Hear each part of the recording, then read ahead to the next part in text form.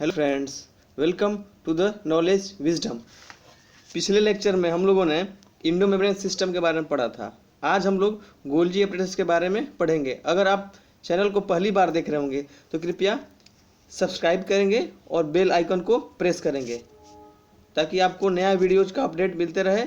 Okay guys, तो आज हम लोग शुरू करेंगे क्या, गोल्जी ऑपरेटस। ओके, तो गोल्जी ऑपरेटस को एक्चुअली कभी कभी गोल्जी ऑपरेटस का मतलब बहुत सारा नाम होता है। गोल्जी ऑपरेटस का गोल्जी कॉम्प्लेक्स भी बोलते हैं उसको, या फिर गोल्जी बॉडी भी बोलते हैं। ओके, और पिछले वीडियो में हम जब इंडो मेम्ब्रेन सिस्टम पढ़ रहे थे तो हमने पढ़ा था कि जो इंडो मेम्ब्रेन सिस्टम का फॉर्मेशन होता है, तो इंडो मेम्ब्रेन सिस्टम के फॉर्मेशन में मतलब मैंने कल 3-4 सेल ऑर्गेनेले के बारे में जाना था कि ये 3-4 ऑर्गेनेले जो होते हैं, जैसे क्या था इंडो मेम्ब्रेन सिस्टम में, जो पहले था इंडोप्लाज्मिक रेटिकुलम था, उसके बाद से वेसिकल्स था, उसके बाद से गोल्जी कॉम्प्लेक्स था, लाइजोसोम था।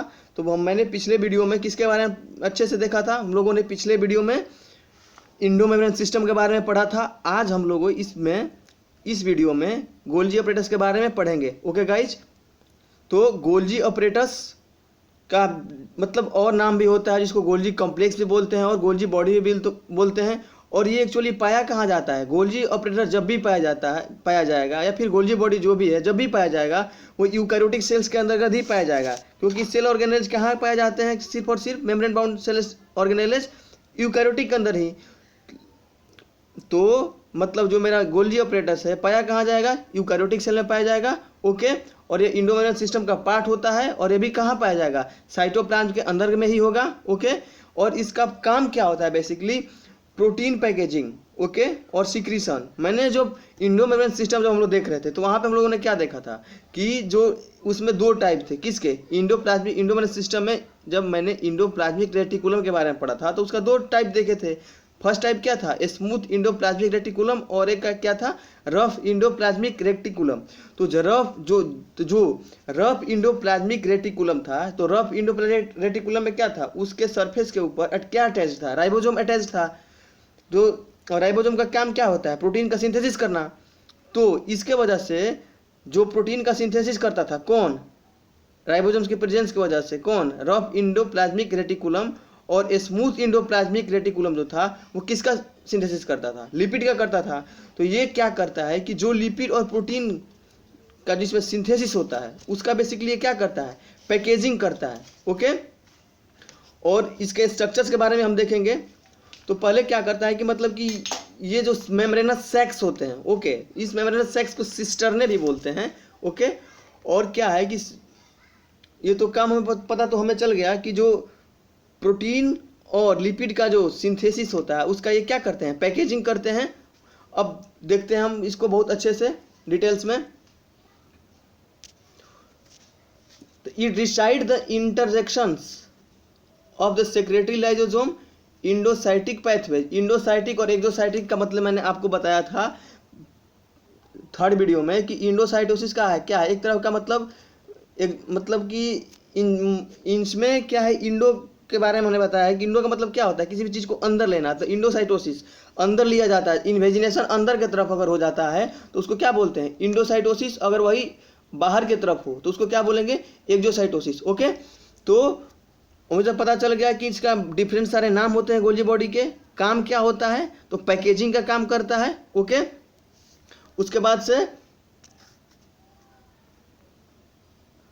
इसका जो साइज होता है गोल्जी ऑपरेटस के, जो मतलब खोजा गया था किसके द्वारा, कैम्लियो गोल्जी जो थे इसको खोजे थे, किसको, कैम्लियो गोल्जी के द्वारा गोल्जी बॉडी को खोजा गया था। ओके, किस में, इन्वेस्टिगेशन ऑफ नर्वस सिस्टम में से। देखिएगा इसका डिस्कवरी जब हुआ, किसका, गोल्जी बॉडी का डिस्कवरी जब इन्वेस्टिगेशन चल रहा है किसके ऊपर, नर्वस सिस्टम के ऊपर, तो इसका स्टेनिंग किससे गया था, याद रखिएगा, AGNO3 से इसका स्टेनिंग करके और गोल्जी बॉडी का खोज किया गया था। और गोल्जी बॉडी का खोज करने वाले कौन थे, कैमेलियो गोल्जी थे।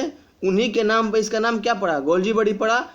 इसके अलावा गोल्जी बॉडी नाम दूसरे तरफ दिया गया था, बेंडा जो थे, बेंडा के द्वारा इसका नाम गोल्जी बॉडी दिया गया था। ओके, इसके डिस्कवरी के बाद, उसके बाद से जब मतलब कि इलेक्ट्रॉन माइक्रोस्कोप का डिस्कवरी जब हुआ, वो तो सेल के स्टडी में इवोल्यूशनरी चेंजेस लाया, हम लोग जानते हैं बहुत अच्छे से।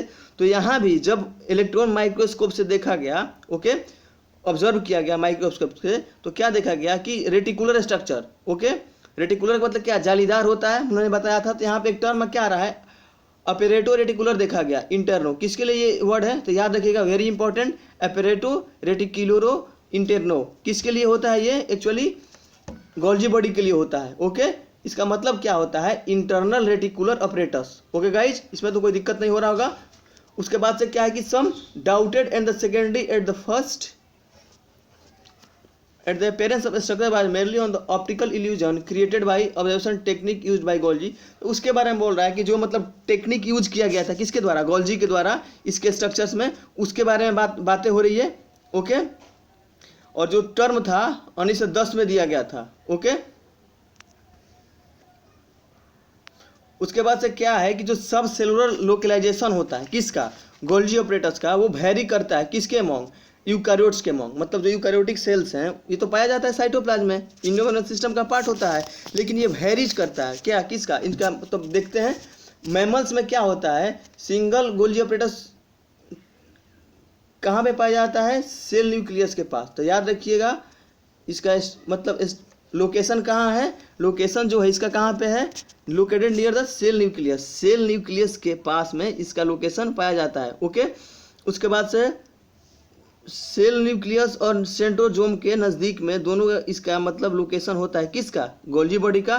Tubular connection are responsible for linking the stack together, और ये स्टेक टुगेदर इस तरह का स्ट्रक्चर बनाते हैं। थोड़ा सा हम इसका स्टेक के बारे में हम कंफर्म करेंगे, इसका स्ट्रक्चर देखते हैं। ये मेरा गोल्जी बॉडी का स्ट्रक्चर्स है, ध्यान से देखिएगा, गोल्जी बॉडी का ये मेरा स्ट्रक्चर्स है।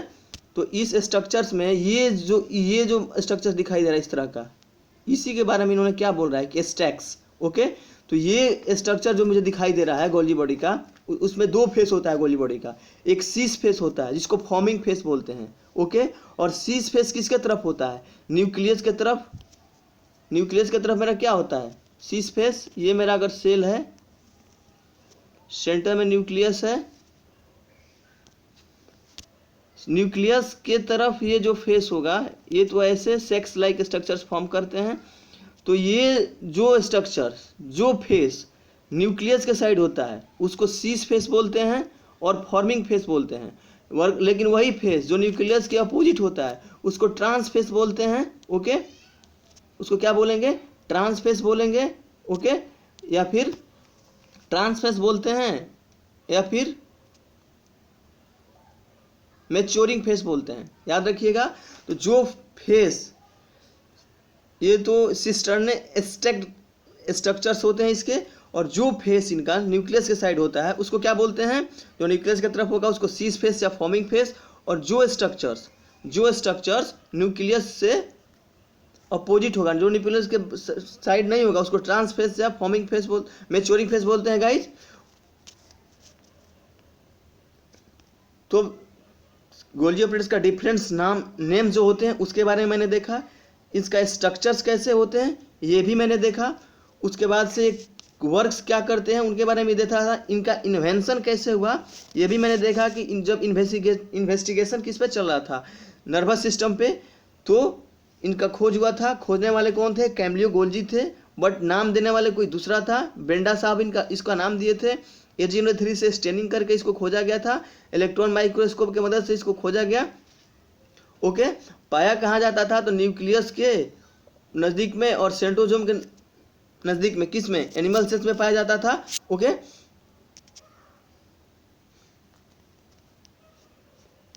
और ये सिस्टर्ने जो दिखता है, फूली हुई रोटी, अगर आप लोग घर में देखे होंगे तो अगर फूली हुई रोटी को अगर ऊपर से क्या कर दिया जाए, प्रेस कर दिया जाए, तो फूली हुई रोटी को प्रेस करने के बाद जो स्ट्रक्चर्स फॉर्म करता है उसी को हम क्या बोलते हैं, सिस्टर्ने बोलते हैं। तो सिस्टर्ने इस तरह का स्ट्रक्चर्स हो जाता है, और बहुत सारे सिस्टर्ने ही मिलके क्या फॉर्म करते हैं, गोल्जी बॉडी फॉर्म करते हैं। और जो सिस्टर्ने का जो फेस न्यूक्लियस के साइड में होता है उसको क्या बोलते हैं, सीस फेस और फॉर्मिंग फेस, और जो फेस न्यूक्लियस से दूर होता है उसको क्या बोलते हैं, ट्रांस फेस या फिर मैच्योरिंग फेस बोलते हैं। ओके, सीस फेस के बारे में पता चल गया, ट्रांस फेस के बारे में, और ल्यूमेन के बारे में मैं बार बार आपको बता चुका हूँ फ्रेंड्स कि ल्यूमेंस का मतलब यही होता है कि जो इंटरनल स्ट्रक्चर, ल्यूमेन का जहाँ टर्म आया मतलब कि समझिए कि सेल की इंटरनल स्ट्रक्चर के बारे में बात हो रही है। ओके, फिर जितने भी मतलब यूकारियोटिक होते हैं, ऑल यूकारियोट्स, क्या बोल रहा है कि in all eukaryotes each cisternal stack has cis entry face and trans exist face. याद रखिएगा, सिस फेस के बारे में मैंने बताया किधर होता है, न्यूक्लियस के साइड, जिसको क्या बोलते हैं, इंट्री फेस भी बोलते हैं, और ट्रांस फेस को क्या बोलते हैं, एग्जिट फेस। तो थोड़ा सा ध्यान रखिएगा, यहाँ पे एग्जिस्ट और इंट्री का मतलब क्या हुआ कि ये तो एक सिस्टम है ना, ये तो एक इंडोमेम्ब्रेन सिस्टम बनाते हैं, बहुत सारे एक साथ मिल के काम करते हैं ना। तो जस्ट न्यूक्लियस, उसके जस्ट न्यूक्लियस के जस्ट आउटसाइड में क्या था, न्यूक्लियस के जस्ट में मेरा इंडोप्लाज्मिक रेटिकुलम था, उसमें भी स्मूथ और रफ था। उसके जस्ट बाद इसी के आसपास में मतलब कि कौन से थे, गोल्जी ऑपरेटर्स। ओके, वही बोल रहा है कि वहाँ से जो प्रोटीन का सिंथेसिस होगा या लिपिड का जो सिंथेसिस होगा, ओके, वो कहाँ से इंटर करेगा, सिस फेस के थ्रू इंटर करेगा, और वो एग्जिट किसके थ्रू करेगा, ट्रांस फेस के थ्रू वो एग्जिट करेगा। तो यहाँ एग्जिट और इंट्री का मतलब यही है कि प्रोटीन और लिपिड मतलब जिसका पैकेजिंग करना है वो इंट्री, वहाँ पे इंट्री पॉइंट उसके लिए क्या होगा, सिस फेस होगा। Okay, unique biochemistry within individual stack are stomachs of enzyme responsible for selectively modifying protein cargo। ये प्रोटीन का मॉडिफिकेशन करता है, इसको कार्गो मतलब क्या है कि अभी लॉकडाउन में बहुत सारा आप लोग मतलब दिमाग में आ रहा है कार्गो फ्लाइट। तो कार्गो फ्लाइट का मतलब क्या होता है, मालवाहक, एक्चुअली माल ढोने के लिए एक्चुअली कार्गो का मतलब हम टर्म को यूज करते हैं। तो यहाँ ध्यान रखिएगा, यहाँ जो भी गोल्जी बॉडी है ठीक वैसे ही काम करता है। प्रोटीन का सिंथेसिस तो हुआ और लिपिड का किसके अंतर्गत, इंडोमेम्ब्रेन सिस्टम के अंतर्गत प्रोटीन और लिपिड का सिंथेसिस हुआ। ओके, इसको पैकेजिंग किया और कार्गो किसके द्वारा किया गया, मतलब गोल्जी ऑपरेटर्स के द्वारा। ओके,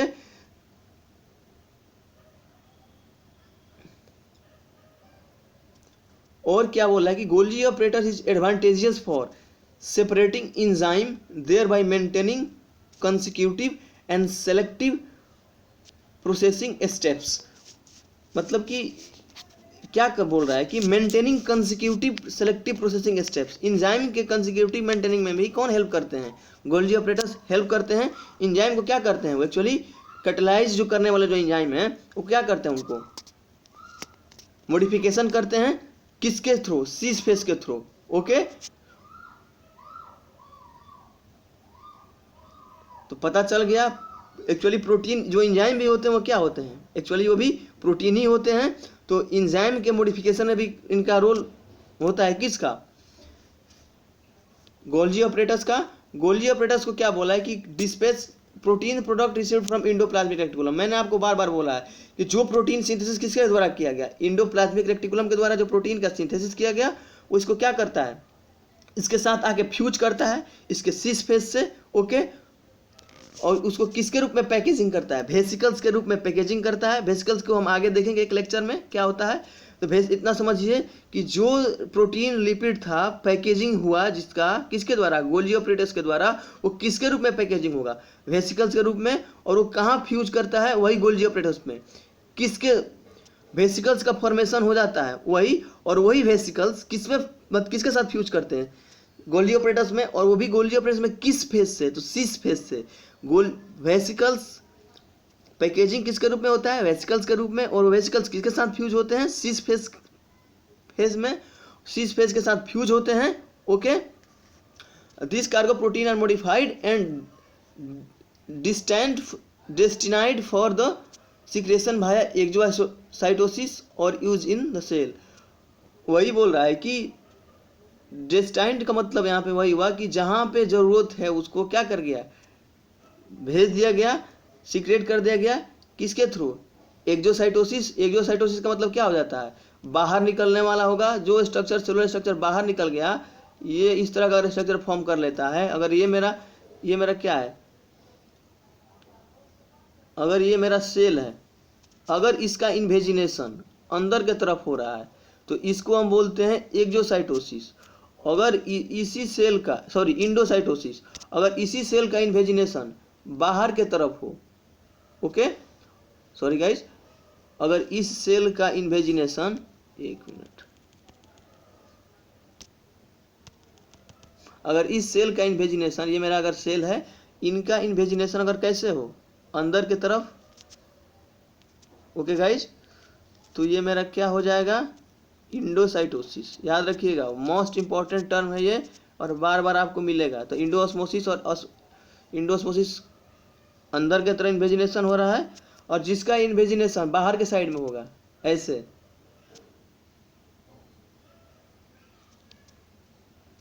बाहर के साइड में, तो इसको क्या बोलते हैं, एक्सोसाइटोसिस। तो अब क्लियर हो गया आपको एक्सोसाइटोसिस और इंडोसाइटोसिस क्या होता है।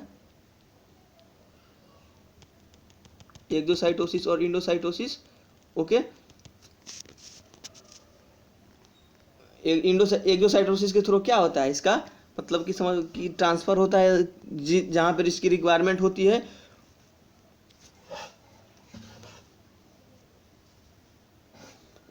उसके अलावा सेल के एक्स्ट्रा सेलुलर स्पेस में भी इसको क्या कर दिए जाते हैं, ट्रांसफर कर दिए जाते हैं। ओके, गोल्गी एपरेटस किस में, लिपिड के भी ट्रांसपोर्ट में इन्वॉल्व होता है। और लाइव वेरी इंपॉर्टेंट पॉइंट है, याद रखिएगा फ्रेंड, कि जो गोल्गी ऑपरेटस होता है ये आपसे पूछा जा सकता है कभी भी, या फिर बोर्ड के एग्जाम में, या फिर नीट के एग्जाम में, चाहे इंटर लेवल के जितने भी कॉम्पिटेटिव एग्जाम होते हैं उसमें आपको पूछा जा सकता है कि गोल्गी ऑपरेटस का क्या काम होता है लिपिड के अलावा। तो आपसे पूछा जा सकता है कि लाइसोसोम का फॉर्मेशन किसके द्वारा किया जाता है, तो गोल्गी ऑपरेटस के द्वारा ही लाइसोसोम का क्या किया जाता है, फॉर्मेशन किया जाता है। तो याद रखिएगा कि गोल्गी ऑपरेटस के द्वारा ही लाइसोसोम का फॉर्मेशन किया जाता है। ओके, उसके बाद से जो स्ट्रक्चर और जो फंक्शन था किसका, गोल्गी बॉडी का, वो क्या था, इंटीमेटली लिंक्ड है। ओके, और एक्सट्रैक्ट इसी के बारे में बोला गया था आपको कि जो सिस्टर्ने हैं फुल यूरोटी को अगर प्रेस करेंगे तो इस तरह का स्ट्रक्चर बन जाता है, और इसी तरह के स्ट्रक्चर्स क्या फॉर्म कराते हैं, गोल्गी ऑपरेटस का फॉर्मेशन करवाता है। ये वाला फेस होता है न्यूक्लियस के साइड में,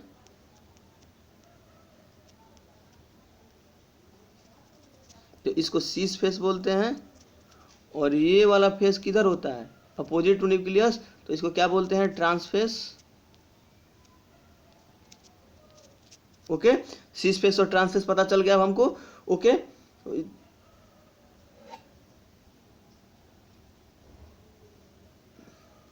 और सीस क्या होता है, एंट्री पॉइंट, और ट्रांस क्या होता है, एग्जिस्ट पॉइंट होता है। तो याद रखिएगा, सीस और ट्रांस फॉर्मिंग फेस और फॉर्मिंग फेस और मैच्योरिंग फेस। तो सीस फेस को फॉर्मिंग फेस इसलिए बोलते हैं क्योंकि वहीं पे एंट्री पॉइंट होता है, वहीं से प्रोटीन क्या करता है, एंट्री करता है, किसके लिए, पैकेजिंग के लिए या मॉडिफिकेशंस के लिए। Okay, much of the enzyme processing is post translation modification of the protein. Enzyme का पोस्ट प्रोसेसिंग में पोस्ट ट्रांसलेशन किस कहाँ पे होता है, यहीं पे होता है। मतलब कि अगर फॉस्फोराइलेशन करना हो, ओके, ओलिगोसैकेराइड्स का, तो लाइसोसोम प्रोटीन होगा इसमें, और ये भी किसके द्वारा, फॉस्फोराइलेशन भी किसके द्वारा किया जाएगा, गोल्गी ऑपरेटस के द्वारा ही किया जाएगा। ओके,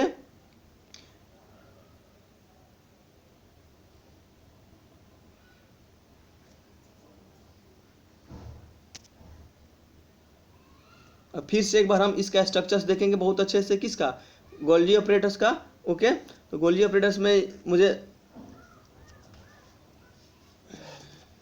गोल्गी ऑपरेटस का ये बहुत अच्छे से हम स्ट्रक्चर से एक बार देखना चाहेंगे गाइज। तो यहाँ पे देख रहे हैं ये जो था, ये वाला इसको क्या बोलता था, सिस्टर्नी बोल लेते थे, और ये स्टेक्स लाइक स्ट्रक्चर था इस तरह का। ओके, और इसमें मुझे क्या क्या मिला था, सीस फेस। तो सीस फेस ये न्यूक्लियस के साइड होगा, और ये क्या है, ट्रांसफेस होगा, जो न्यूक्लियस से दूर होगा। ओके,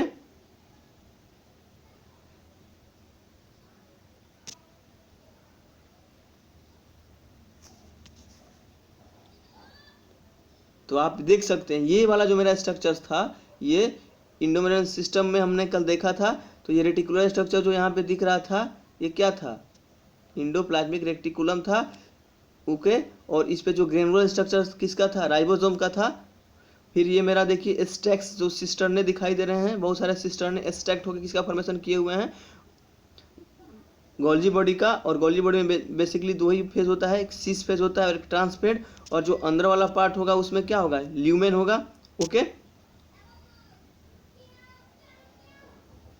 वेसिकल्स के बारे में मतलब बात करेंगे थोड़ा सा कि वेसिकल्स क्या है। वेसिकल्स एक्चुअली पैकेजिंग जो होता था तो किसके रूप में होता था, वेसिकल्स के रूप में ही होता था। ओके, और वो वेसिकल्स क्या करते थे, पैकेजिंग हुआ वहाँ से वेसिकल्स के रूप में, और वो इंडोप्लाज्मिक रेटिकुलम को छोड़े, इंडोप्लाज्मिक रेटिकुलम को वो छोड़े और वो ट्रांसपोर्टेड हुए किसके थ्रू, सिस फेस के थ्रू। ओके, सिस फेस के थ्रू वहीं से फ्यूज होते हैं और ट्रांसपोर्टेड हो जाते हैं। ओके, कहाँ पे, ल्यूमेन में। ओके, वन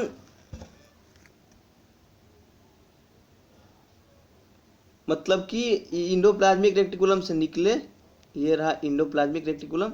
ओके, यहाँ से निकले, ये मेरा और गोल्जी बॉडी है।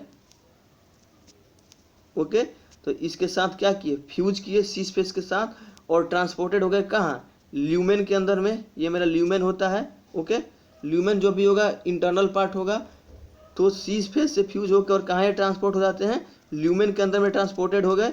उसके बाद से क्या होता है, अपने कंटेंट को इम्पिटी करते हैं ल्यूमेन में। उसके बाद से ल्यूमेन के अंदर में इसका क्या होता है, मॉडिफिकेशन होता है। ठीक, मतलब कि मॉडिफिकेशंस कहाँ होगा, ल्यूमेन के अंदर में होगा। सिस फेस से फ्यूज किए, उसके बाद ल्यूमेन में चले जाते हैं, वहाँ पे इनका मॉडिफिकेशन होता है। ओके,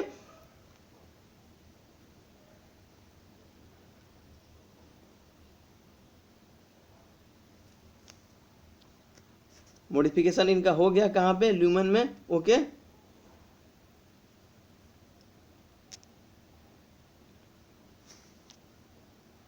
ये मेरा, ये मतलब जितना भी मैंने देखा था आपको एक्स्ट्रा स्टॉक से देखा था। अब अभी हम लोग इसको पूरे अच्छे से, अब एनसीईआरटी में क्या दे रखा है उसके बारे में हम लोग वो देखते हैं। तो ये जो फिगर है वेरी इंपॉर्टेंट फिगर है नीट के लिए या फिर आपके बोर्ड के एग्जाम के लिए, आप याद रखिएगा। और ये देखिए यही सिस्टर्ने था, मैंने बोला था कि फुली रोटी को आप प्रेस करोगे और सारे स्टैक्ड होके आपस में, स्टैकिंग का मतलब क्या हुआ देखिए बताते हैं। अगर ये मेरा अगर फुली हुई रोटी हुई तो इसमें ये मेरा सिस्टर्ने हो गया, फिर इसके एक बार और लगा, फिर एक और लगा, ऐसे कर करके जो स्ट्रक्चर्स फॉर्म करते हैं। ओके, वही उसको क्या बोलते हैं, गोल्जी ऑपरेटर बोल देते हैं। और इसके दो फेस होते थे, पता तो चल ही गया, एक सिस फेस था और एक ट्रांस फेस था, ये भी क्लियर है। अब एनसीईआरटी को हम वर्ड बाय वर्ड देख लेते हैं एक बार क्या बोलता है। तो बोल रहा है कि कैमिलियो गोल्जी जो थे 1898 में, कैमिलियो गोल्जी 1898 में फर्स्ट ऑब्जर्व किए थे densely stand reticular structure near the nucleus. तो ये भी न्यूक्लियस के नज़दीक पाया जाता है, ये बात हम लोग को पता है। रेटिकुलर होते हैं ये भी मुझे पता है। और कैमिलियो गोल्जी साहब खोजे थे इसको 1898 में, और मुझे ये भी पता चला कि किसके इन्वेस्टिगेशन में, तो न्यूरॉन के नर्वस सिस्टम के इन्वेस्टिगेशन चल रहा था, उसी में खोजा गया।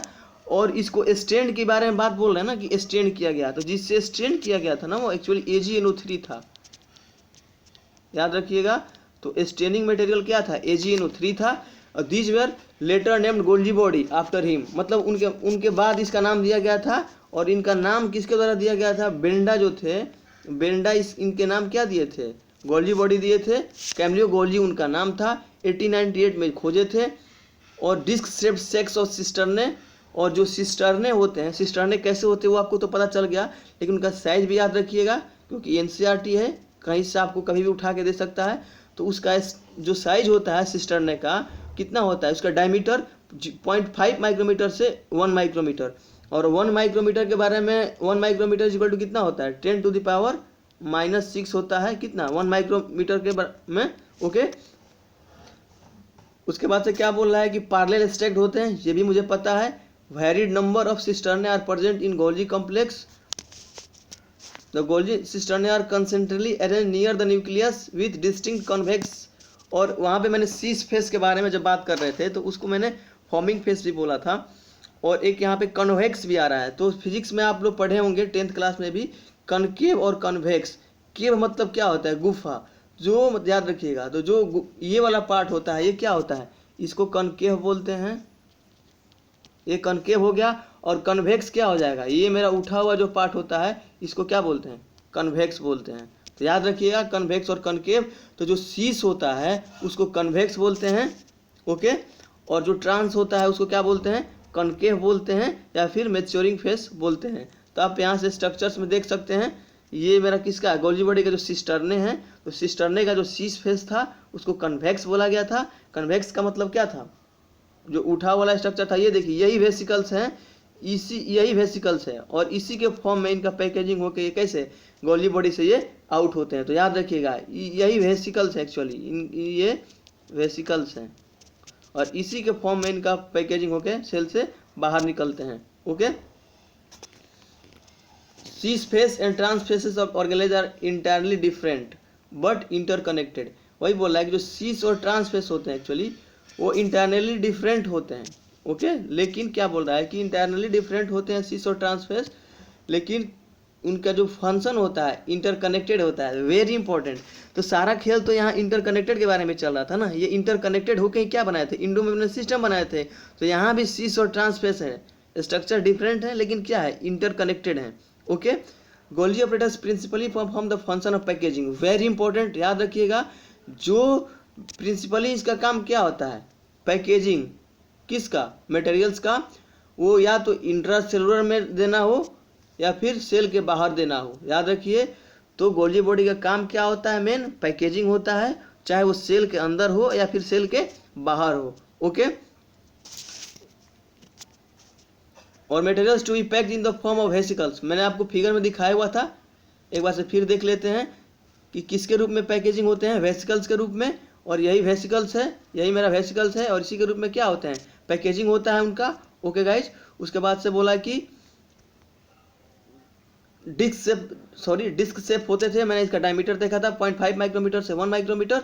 ओके, और वही बोल रहा है कि materials to be packed vesicles के रूप में मैंने वेसिकल्स देख लिया। और कहाँ फ्यूज होते हैं, इंडोप्लाज्मिक रेटिकुलम के शीश फेज से फ्यूज होते हैं। ओके, और मूव किधर करते हैं, मैच्योरिंग फेज मतलब कि ट्रांस फेज के थ्रू। और यही बता रहा है कि Golgi operators remain in close association with endoplasmic reticulum. अब पता चल गया यहाँ पे इस फंक्शन से कि क्यों गोल्जी बॉडी और इंडोप्लाज्मिक रेटिकुलम एक साथ नज़दीक में पाए जाते हैं। इसका वजह यही है कि इनको एक साथ मिलकर परफॉर्म करना है। और क्यों, क्योंकि प्रोटीन सिंथेसिस हो जाता है, लिपिड का सिंथेसिस हो जाता है, किसके द्वारा, इंडोप्लाज्मिक रेटिकुलम के द्वारा। उसको जो क्या करते हैं, पैकेजिंग करते हैं, उनका मॉडिफिकेशन करते हैं डिफरेंट फंक्शन के लिए। तो ये पास रहेंगे तभी तो इनको काम करने में मदद मिलती है। तो शीश फेज से फ्यूज होते हैं और वो शीश फेज किसके तरफ होता है, जस्ट न्यूक्लियस के नज़दीक होता है, इंडोप्लाज्मिक रेटिकुलम के तरफ होता है। इसलिए क्या होता है, ये आपस में क्लोज एसोसिएशन दिखाते हैं। तो याद रखिएगा, ये पूछा जाता है कि क्लोज एसोसिएशन क्यों दिखाते हैं, क्योंकि इनको परफॉर्म करना होता है साथ में मिलके, क्योंकि वहाँ से मेरा या तो प्रोटीन या लिपिड सिंथेसिस हुआ, उसको फिर मुझे पैकेजिंग करना है। तो फिर शीश फेज से फ्यूज होता है और वो शीश फेज बिल्कुल क्लोज होते हैं ताकि ट्रांसपोर्ट में मुझे कोई किसी भी तरह का प्रॉब्लम नहीं हो। Okay, number of protein synthesis by ribosomes on the endoplasmic reticulum are modified in the cisternae of the Golgi apparatus before they are released from its transphase। वही बोल रहा है कि नंबर ऑफ प्रोटीन सिंथाइज किया जाता है, सिंथेसाइज्ड बाय राइबोसोम, और endoplasmic reticulum क्या करता है, मॉडिफाइड किस में, मतलब ये समझिए कि राइबोसोम्स कहाँ होते थे, रफ इंडोप्लाज्मिक रेटिकुलम में। तो इनके कहने का मतलब वही है कि रफ इंडोप्लाज्मिक रेटिकुलम और राइबोसोम के थ्रू जो प्रोटीन का सिंथेसिस होता है, ओके, उसको मॉडिफाई कहाँ होता है, सिस्टर्ने में। तो वही तो बोले थे कि शीश फेज में उनके शीश फेज से फ्यूज होता है और वो कहाँ जाता है, ल्यूमेन में। और ल्यूमेन के अंदर इसका क्या होता है, मॉडिफिकेशंस होता है। ओके, मॉडिफाई के बाद क्या होते हैं, फिर ट्रांसफेज में जाते हैं और वहाँ से क्या होते हैं, जहाँ पे ट्रांसपोर्ट करना होगा, जहाँ पे रिलीज करना होगा, वहाँ इसको सेल के अंदर भेज दिया जाता है। Okay, Golgi operator is important site for formation of glycoprotein and glycolipids. तो याद रखिएगा, इसको सिंपल वे में भी बोलते हैं कि गोल्जी बॉडी का काम ग्लाइकोसाइडेशन के लिए भी किया जाता है। ओके, तो थैंक्स फॉर वाचिंग। इस हिसाब से मेरा गोल्जी ऑपरेटर्स यहाँ पे बहुत अच्छे से समाप्त होता है और एक भी क्वेश्चन आपसे नहीं छूटेगा गोल्जी ऑपरेटर्स का। ओके, जो भी नीट एग्जाम में पूछे होंगे या फिर बोर्ड में होंगे, अगर इसमें भी कोई प्रॉब्लम हो तो आप मुझे डाउट में कमेंट करके पूछ सकते हैं। Okay, thanks for watching. Please subscribe and press the bell icon. Thank you.